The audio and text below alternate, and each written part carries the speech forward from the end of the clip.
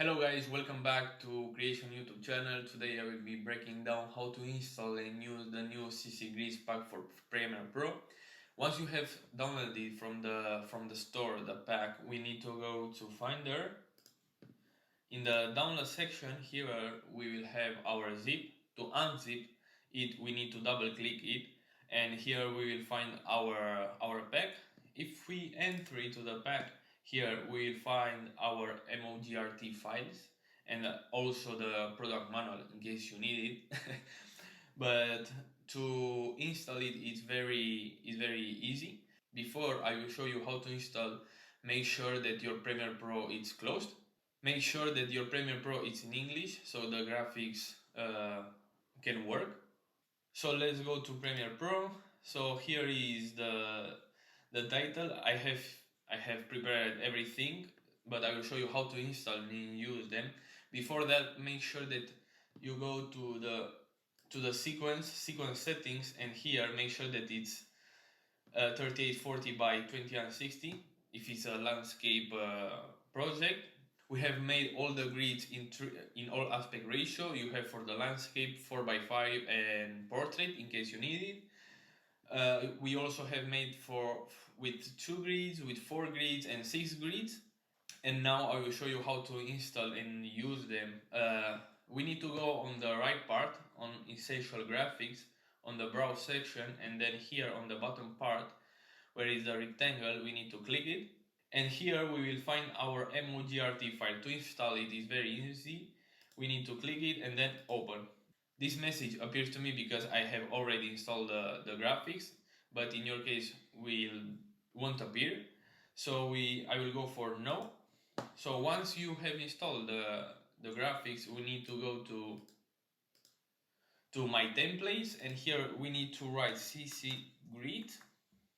And here it is. As you can see, we have the landscape, we have the portrait, we have the 4x5 with 6 grids, and you also have with 2 grids, 4 grids, and in all aspect ratio. So we need to drag and drop to our timeline. So here is, if you want to edit it, we need to go on the edit section, and here we will find the 3D perspective.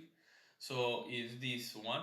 If you don't want the 3D perspective, just uncheck the box, and you also have the zoom on or off if you want the videos to make a zoom.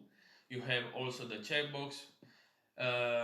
If we follow down, we will find our placeholder. If you want to change the pictures, you can put your pictures or your videos by clicking here and replace from Finder. You can go for whatever you want. And then here we will find the colors.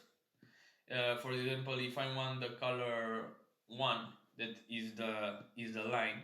So we have the color 1 for the medium line, also color 2, color 3, and also we have a 4th color that is for the background and your logo, because you can upload your logo and change the background color. So for example, if I want to change the color of the line 1, for example, I will go for red and then OK. So as you can see, the line has changed. You also have the thickness of the line if you want to make it bigger or smaller. I will show you right now. For example, I will go for 44. As you can see, the lines have changed, and you also have the blur of the background. If you see, as you can see, you can blur or unblur the background, and we also have the opacity of the background if you want to put a video above it. If you can see, if I drag it to the 0, I have another picture above of my title.